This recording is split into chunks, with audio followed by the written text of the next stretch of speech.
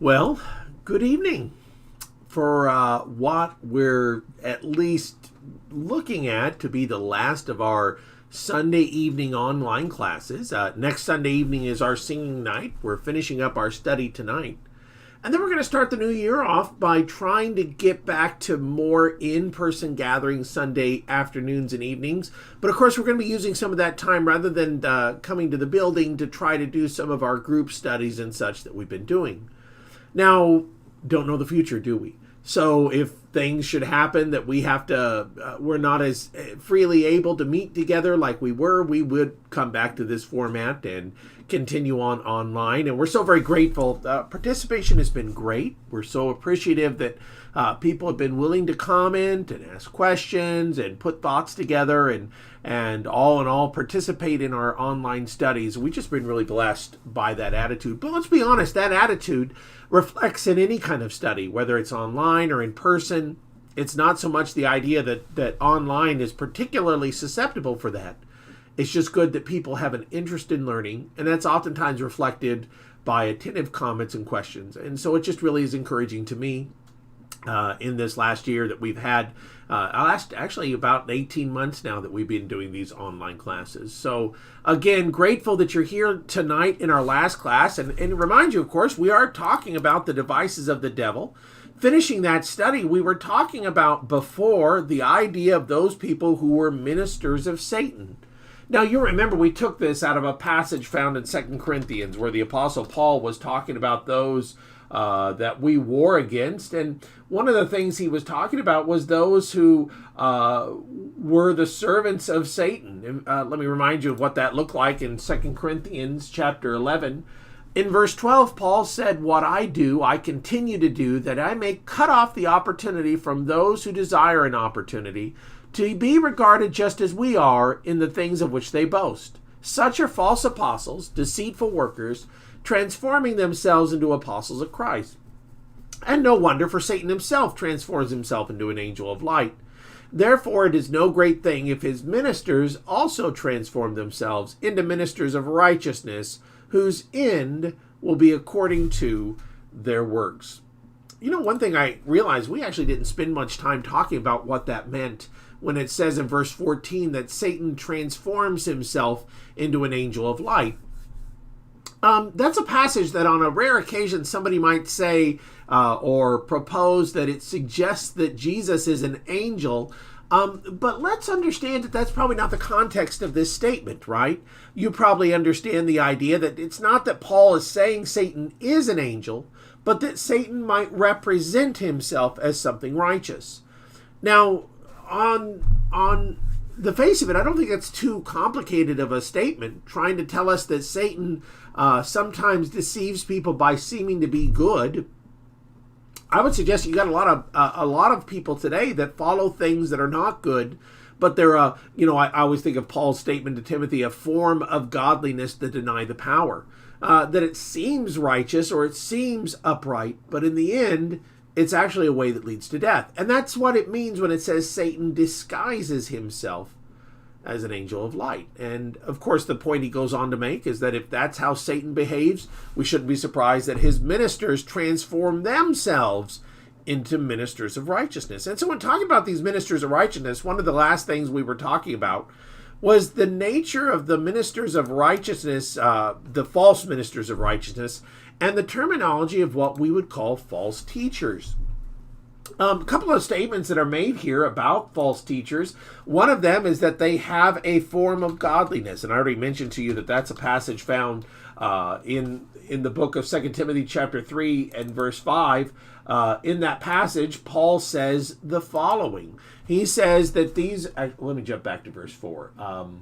Let me jump back to verse 1. In the last days, perilous times come. And he talks about how men are... and all sorts of characteristics there. But in the end, he says they have a form of godliness but deny its power. And for such people, turn away. So the very first thing we're seeing there is the idea that they are people that seem to be righteous and they seem to be godly, but they're not. They're only practicing what we would call is a form of godliness, but it's not actually not actually something that people are truly going to be saved by. I always like the idea of it denies the power of it. That second expression, though, they tickle our ears, is taken out of 2 Timothy chapter 4, the next chapter. In chapter 4 and verse 3, Paul tells Timothy that the time will come when they will not endure sound doctrine, but according to their own desires, but because they have itching ears, they'll heap up for themselves teachers, and they'll turn their ears away from the truth and be turned aside to fables. Can somebody explain to me, I've got a question for you, what does that term there, itching ears, mean? If I'm not certain about understanding that, what does that term mean? According to their own desires, he says, because they have itching ears. So itching ears is important, right? And he's saying that people won't endure sound doctrine, but instead they'll find their own teachers. Now, by the way, I believe that this passage tells us something profoundly important about false teachers. False teachers don't just show up and to a good congregation or good people, and they're suddenly overwhelmed by them. According to what Paul is saying here, people actually seek out false teachers. I'll tell you a story. Years ago, there was somebody who visited our congregation, and they didn't like something that we had said. We were talking about a biblical matter, and they didn't care for that. So they actually went out until they found a teacher who specifically told them something to the contrary. And what's interesting about that is that they went out and find that. So this kind of person, he says, is a person that has itching ears. Isn't there an old wives' tale, if your ears itch, somebody's talking about you? Maybe that's nose, not ears. I could be wrong. So what does itching ears mean? Well, I got a first answer here. It's from Stan. Stan says it's that people want to hear good things, not problems. Well, that's a good way of putting it. Teresa says they are looking for those who teach what they want to hear. That falls into what they want to do in their lives. I hear people say they're just looking for a church they like. Teresa, boy, isn't that the one that a lot of people say? I remember several years ago, somebody was asking about going to a church in an area, and they said, I'm looking for a church that has, and they went through the list. You hear a lot of people say, I want kids my kids' age. I want groups that are doing things that I like to do. I want people like me. And I said, what if you went, I threw this comment to this person, what if you were looking for a church, instead of pleasing you, that was all about pleasing God? Well, they didn't care for that comment. They're very clear that wasn't what they were looking for. And the truth is, you both put it well, that people don't always like hearing hard things. I don't like hearing hard things. It's kind of unusual. If I went to the doctor and the doctor said, Brian, you've got to change your lifestyle or you're going to die soon. It's not as though I'd say, I'm done with this doctor, I'm going to go find another one, and I go find a doctor who's going to tell me what I want to hear. Typically, we'd accept that to be true. But from a spiritual standpoint, we're not that kind of people, typically. We don't want to have people tell us these things. Lamar's got a good answer for us on itching ears here. Lamar says, itching ears can be looking for teachers that preach things that make them feel good about themselves, rather than speaking God's truth about how we should live soberly and righteously. Okay, Lamar's got a really good comment here. I want to camp on that for just a second. The whole concept of itching ears is to satisfy the itch, to satisfy that itch. Boy, that's a great feeling, right? When you have an itch and you scratch it, and especially if I got an itch on my back and I can't reach it, and I find that right tree. Yeah, I'm like a bear, I guess, and scratch it, and there's just such a good feeling. And Lamar's seeing the idea that itching ears is trying to make us feel good rather than find God's truth. And let me just tell you, God's truth is never easy to hear, even for the most righteous of people. Remember in John 6, when Jesus gave the bread of life sermon, even his own disciples were a little put off by what Jesus had to say.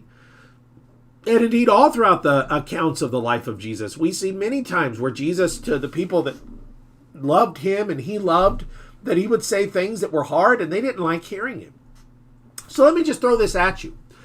If you're not hearing things that challenge you, that make you uncomfortable, that make you a little, I don't know, and like I said, I don't want to say mad, but I want to say that if you're not hearing things that make you feel like, I need to do more, or I need to stretch, and they're not things that make you feel good. If you're not hearing things like that, there's a possibility you're not in the right place. In fact, that would be a great thing to bring up to somebody who might be at a church that only preaches things that people want to hear. And that's, kind of what Paul is talking about here. And there's a lot of those kinds of churches where they don't really preach anything controversial or anything that, that makes people uncomfortable.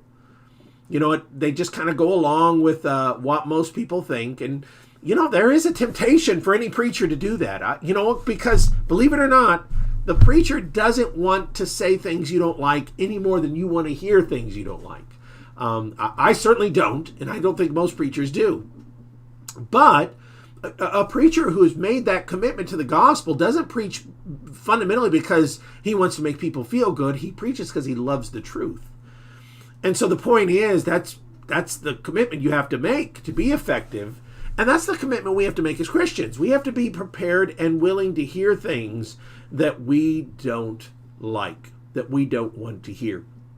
Think about how many times Paul talked about the idea that he had become I was just about to quote it, and I see Stan threw it up there. Stan, great minds think alike, Stan. I was about to quote Paul's statement of, do I become your enemy by telling you the truth? How many times does Paul talk about the idea of being an enemy because he speaks the truth? And that's really, a great segue into the next question that I have here, because I want to talk about something that Paul spoke of in Galatians chapter 1. In Galatians chapter 1, Paul says in verse 6, I marvel that you're turning away so soon from him who called you in the grace of Christ to a different gospel. He goes on to say, which is not another, but there are some who trouble you and want to pervert the gospel of Christ. Let me read a little further there. But even if we, or an angel from heaven, preach any other gospel to you than we have preached to you, let him be accursed. As we have said before, so now I say again, if anyone preaches any other gospel to you than what you have received, let him be accursed. Well, the question I want to ask you about that is, and I guess it's kind of not a fair question. Let me kind of say that, acknowledge that right off the top. This question is not fair because it expects you to have a knowledge about what's going on in Galatians 1. But if you do know, what is the other gospel that was being taught to the churches in Galatia that Paul says, it's another gospel, but it's really not another gospel because there isn't another gospel. It's something instead that leads you to be accursed. Now, I've always said what's interesting to me is the nature of the thing that Paul was talking about. Listen to that language he uses again. Let me jump back one more time and see that. He says things like, let him be accursed. In fact, he says it twice, doesn't he? Let him be accursed. That's pretty harsh. So, to me, to hear something like that, I might think, well, this must be terrible, like human sacrifice or, some kind of vile villainy that, that just was awful. But it really wasn't. In fact, it was something that had once been God's law. In fact, it had been God's law through several of his covenants of the Old Testament. And Stan's got the answer, and Anthony's got the answer. The answer is circumcision, which isn't a sin. In fact, in Acts chapter 16, Paul had Timothy circumcised to journey with him so there would be no offense given. But the dilemma was they were taking something, and Anthony puts it just right. He says, binding circumcision to the new law. That because they took something from the old law that Jesus hadn't brought into the new law, and they were adding it to the new law, they were changing the law itself. I should have brought my Duncan Hines mix box up here, or some kind of cake mix box. On a cake mix box, it's got directions exactly what you need to do to bake a cake. Now, what if you decided one day to add some things to that, or to change that recipe? Well, it's not exactly, a Duncan Hines cake anymore, is it? And the point is, our salvation is a very fine recipe, if you would, for what we need to do to be saved. It's very specific about what our liberty is, and and the more we study, the more we understand the nature of that exposure. But by adding even one small thing like circumcision as a requirement of it, we actually destroy the impact of it on the hearer.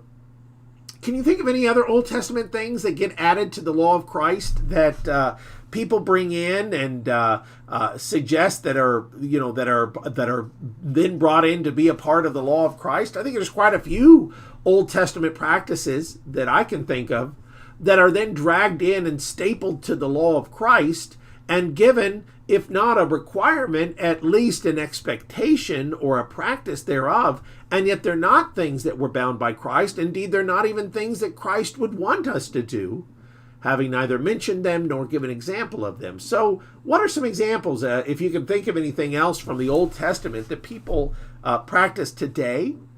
Probably there's a big one that jumps in your mind. Certainly there's a big one that jumps in my mind. But the idea of what are some of those things that they practiced in those days and not today. Stan got the big one I was thinking of. Stan says instrumental music. That's the big one, Stan, that I think of too. Instrumental music is right out of the Old Testament. That's when it was acceptable to God. But it's clear God no longer committed us or authorized us to use it in his worship. So that's the thing. Oh, you guys have got a whole bunch of good ones.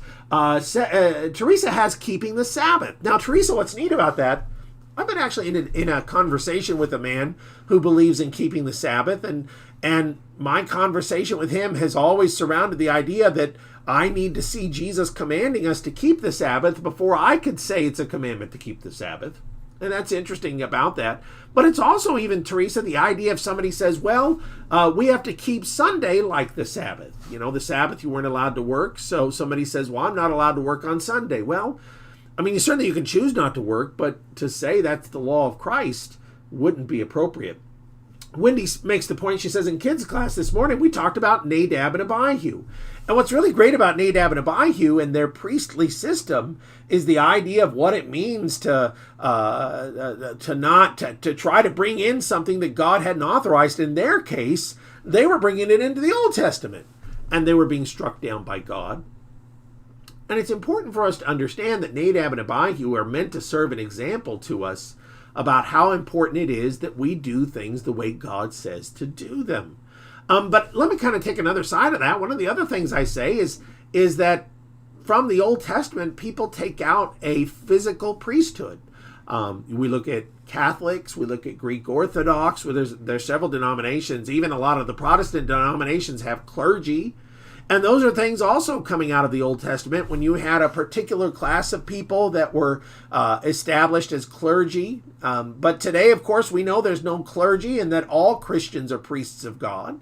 And that's a pretty specific thing that alters the will of God. Debbie says tithing. Now, by the way, Debbie, tithing's a tough one, not because it's not found in the New Testament. It's not. But it's sometimes hard for people to understand the difference between tithing and the collection that we take up on the first day of the week.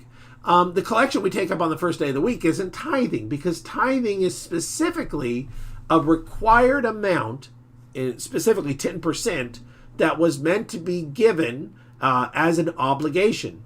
The New Testament collection is not an obligation. There's no set amount, and participation is up to the person who seeks to participate. So that's an important idea. Tithing, that it's a shocker for a lot of people, because I'd say, probably most churches rely on the false teaching of tithing in order to keep their books up. So that's one a lot of people don't understand well. Jenny says the 10 Commandments. You know what's neat about that, Jenny? And you said specifically the Sabbath.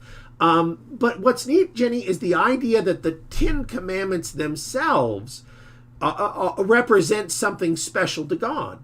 And it's important, next Sunday we're going to be talking about the greatest commandment. And it's interesting that the greatest commandment isn't one of the 10 Commandments.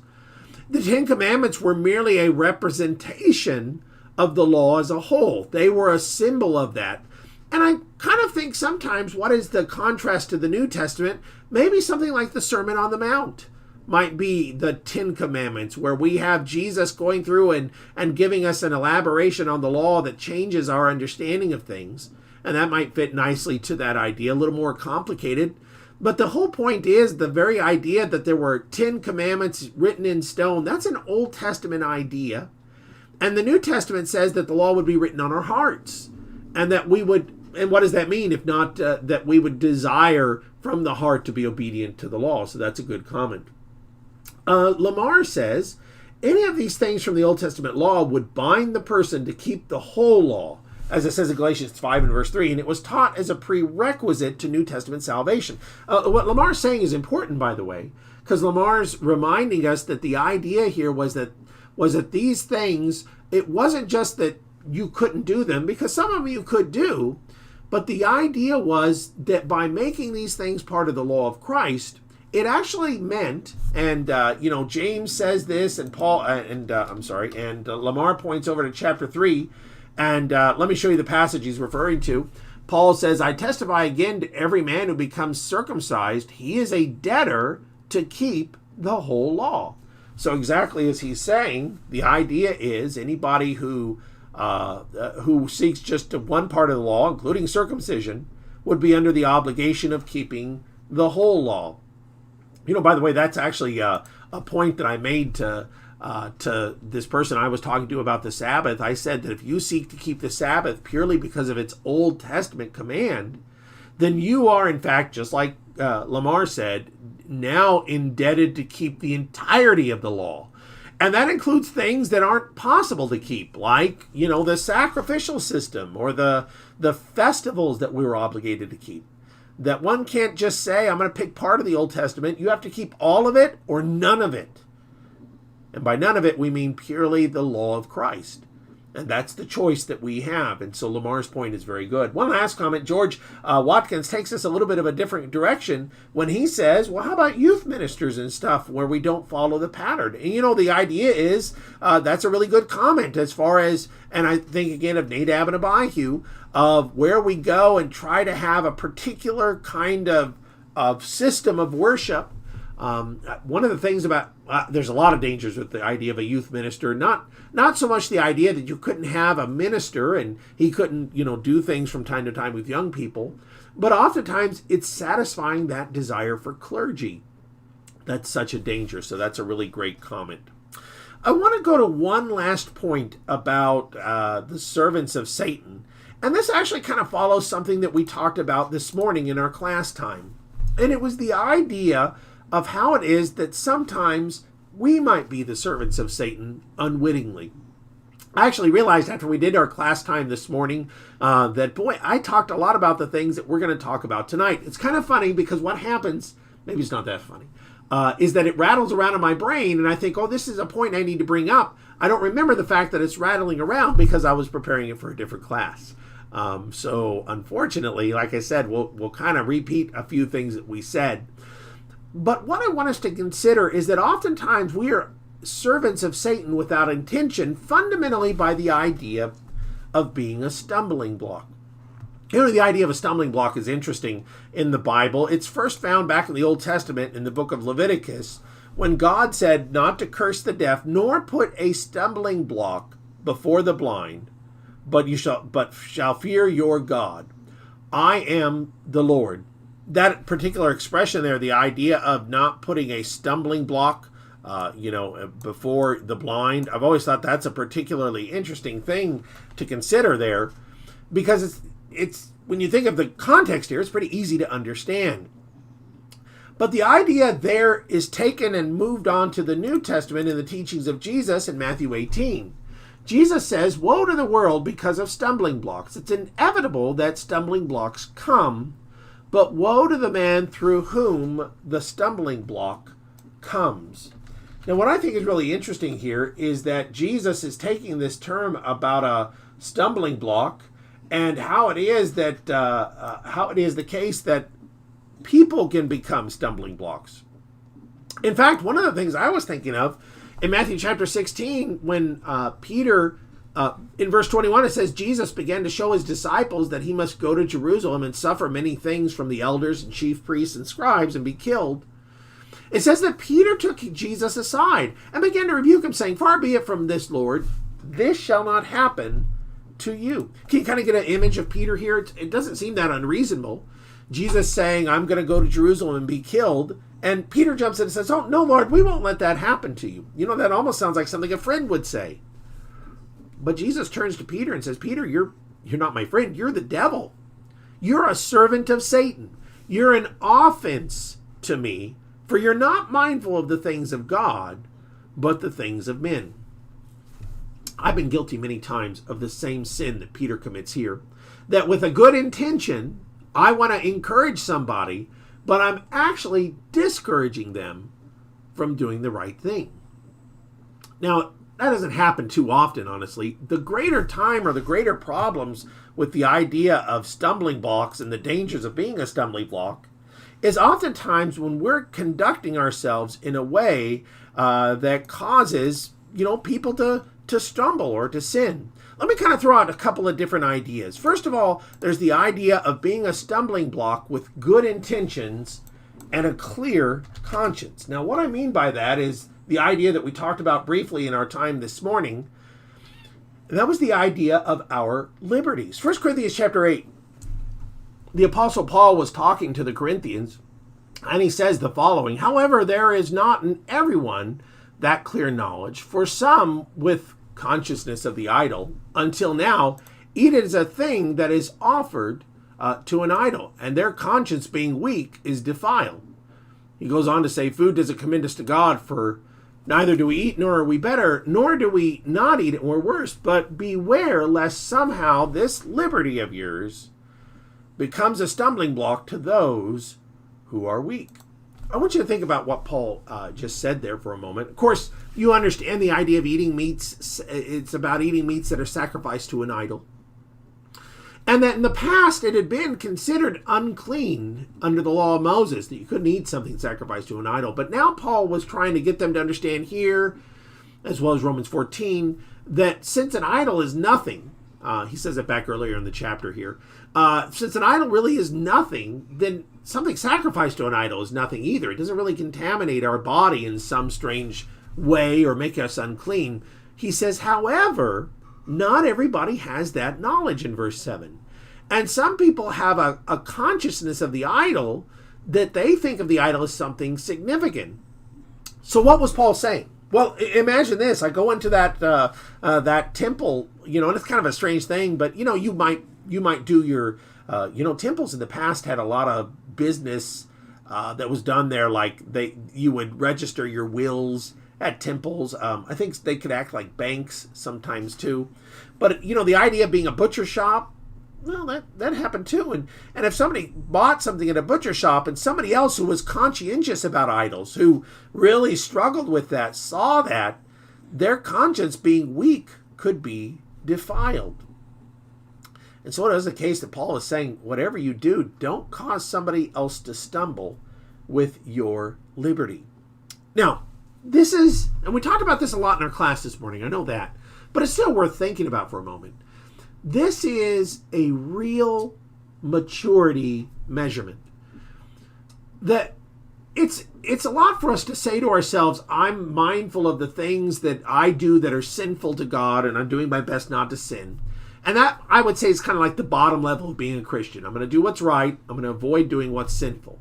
But the next level of being a Christian is the idea that I begin to format my behavior in response or with the idea of not causing other people to sin. So that, in other words, it might not be a sin, or it might not be that I'm neglecting something that I'm supposed to do, but it might be something I have as a liberty that could cause someone else to stumble. And now Paul is saying, I must then give up my liberty in order to not cause somebody else to sin. Let me grab this comment from Teresa. She says, if we do something to cause another Christian to violate their conscience, then we cause them to stumble or to sin and can be held accountable for that. We give up our right for their spiritual sake. This is where, Teresa, this is a good comment. And it helps us to see the difference between liberty as an American and liberty as a Christian.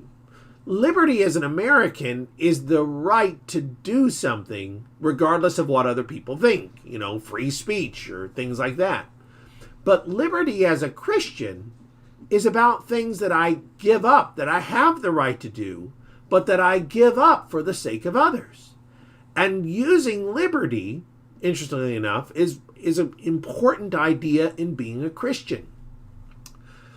I'm just going to say that, again, I think this is something that everybody struggles with. I know I do.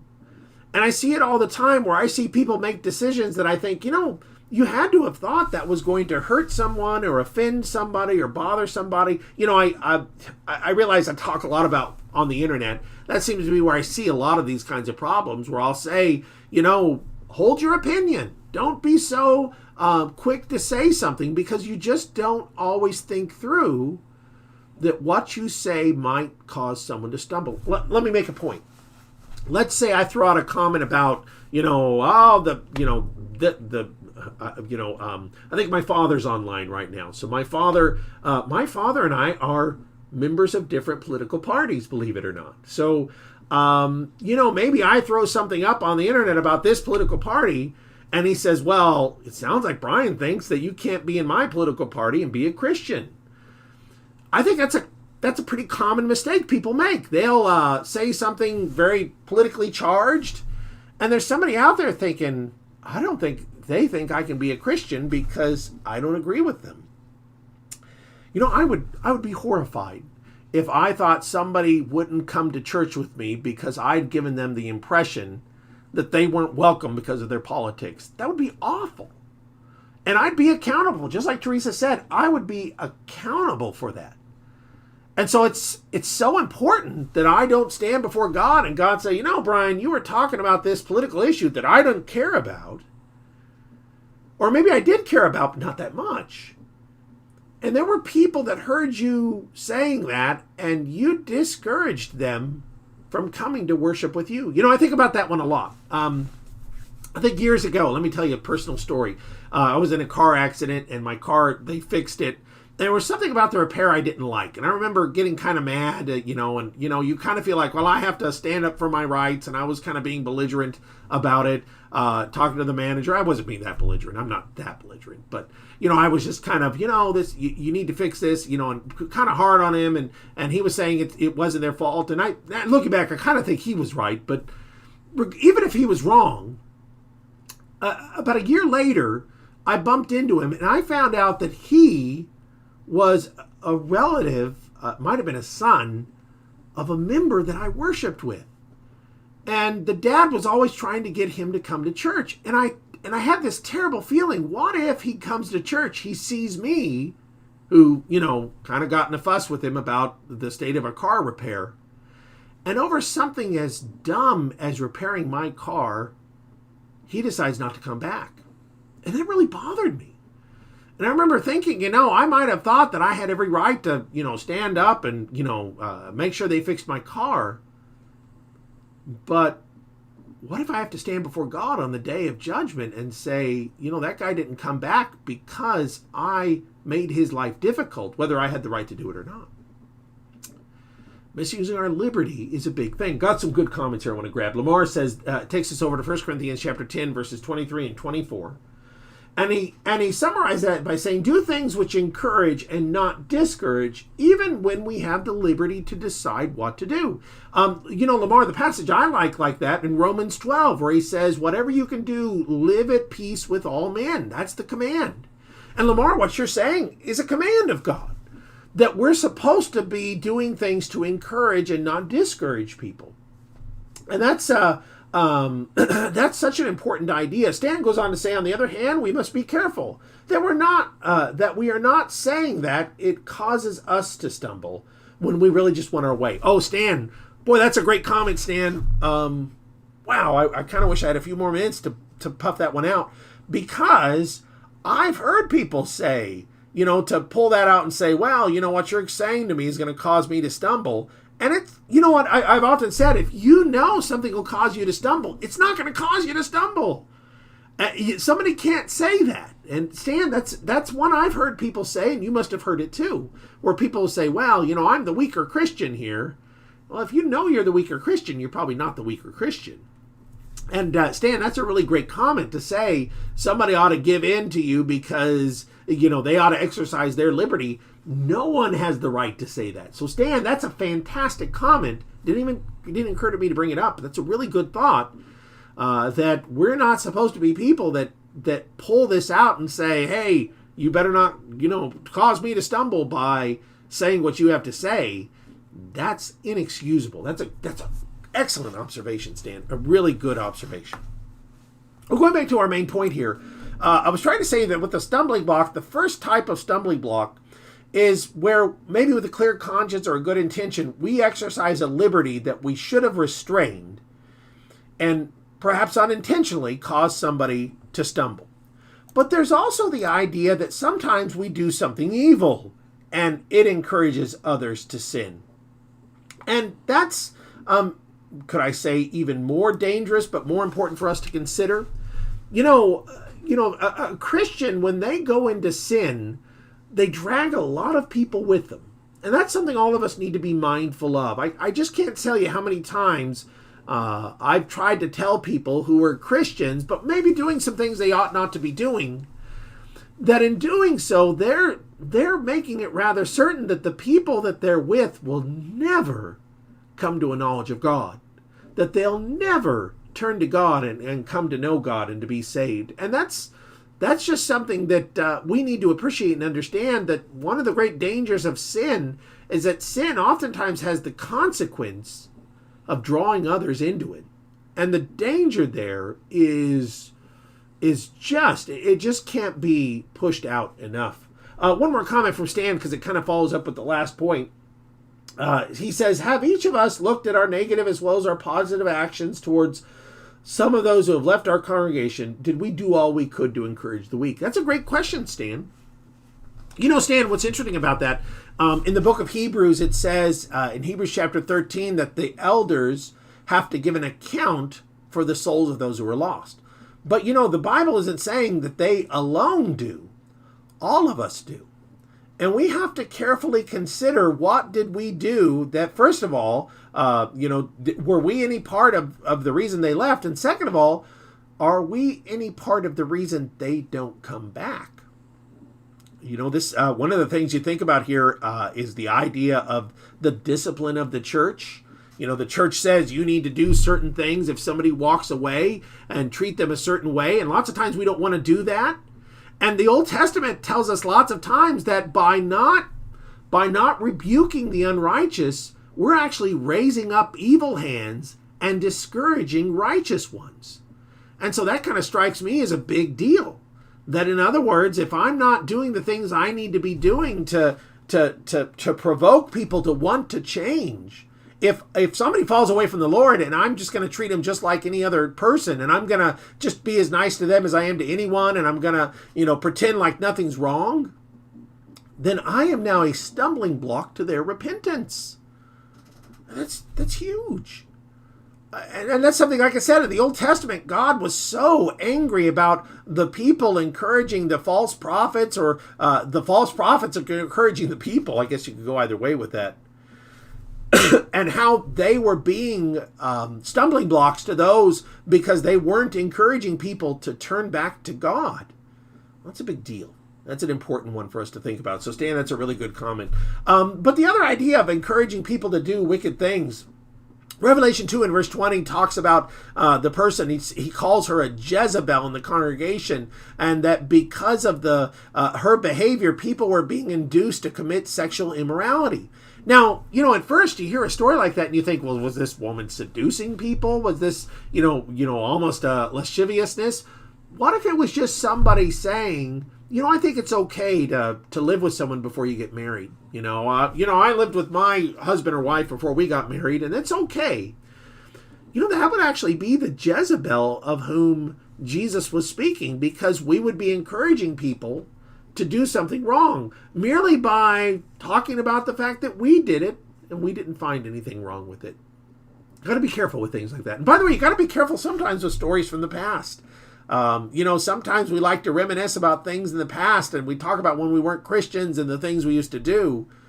We wouldn't want to be encouraging people to pursue the same, because that might fall into that category that category of being a stumbling block. I had another question for you to consider, actually two questions for you to consider, and it was about stumbling blocks. But I tell you what, we're running out of time. So if you've got some thoughts on this that you prepared ahead of time, throw them out there. I'd love to hear them, and I'll still make it a point to get in them. But let's go ahead and just kind of run over these really quickly. What are some common stumbling blocks we put before our brethren? In other words, things that we do that cause our brethren to stumble. Well, we talked in our class time this morning about not being in the assembly when we should be, and how that causes people to kind of become disheartened and not feel as encouraged or is desired to do what's right. That's a big one. I think a lot of times people put stumbling blocks. We watch or do things we shouldn't watch or do, and by doing that, we might cause somebody else to stumble, somebody else to do something that they shouldn't do. We have to be careful about that. We might misuse our liberty, we talked about too. Something that we understand is right and somebody else does not. We need to be careful with that very thing. The other half of the question was, what are some common things that we put in the world? What are some things we cause the world not to do? And one of the things that always comes to my mind is when we are disrespectful of the things of the church or the things of God, then we encourage people to a much greater extent not to do the same. I've often said that if somebody sits down and complains with an unbeliever about all the problems they see within the church, that person will never have an interest in trying to know God. And that's an important idea to remember, that we can easily cause people to stumble just by complaining. Complaining is one of the most dangerous stumbling blocks we put out before people. And we all do it, right? I complain, you complain, we complain all the time. And yet complaining is one of the most dangerous and common stumbling blocks we bring before men. Teresa says this: criticizing without knowing a situation when the person may be struggling and need encouragement. I think of that a lot, Teresa. Somebody recently shared with me a story where it was actually about attendance, that somebody had missed a couple of services and, they were showing up late and tired. And so several people criticized them over it. And it turns out that they had sick kids and that they were missing because of that. So it is important. The Bible says to judge with righteous judgment. Righteous judgment knows the facts. Righteous judgment investigates before it dictates. And so, Teresa, that's a really good comment about that idea. Well, I'm going to go ahead and kind of bring us to a conclusion. Anybody gets any other things here, I'm going to grab them and throw them out here. And I kind of want to summarize once more with a reminder of why it was we went into this study in the first place. And the idea was we went into this study because we want to understand the things about God and how it is our enemy, our adversary, the devil, Satan, seeks to take advantage of us. And that in doing so, he does it because we can be ignorant of how he acts. We need to know how he acts in our life. Jesus said in Matthew chapter 10 that we're to be as wise as serpents, but as harmless as doves. And I've often thought that the big idea there, that the thing we want to consider is that in being as harmless as doves, we're not to participate in sin. We're to be naive to sin, you might say. But at the same time, we're not supposed to be naive. We're supposed to understand the dangers that are in the world around us. We're supposed to understand the things that we can do to transgress. And if we understand these things, we'll avoid these dangers and not stumble. And that brings us to a close tonight. So we're grateful. We had a lot of great comments and observations tonight. Important things for us all to think about. Things that'll make us stronger servants if we put them to application. We pray that you'll, through this new week, serve God as best you can by being that living example to the world and to everybody around. We thank you for your time, and God bless you in this new week.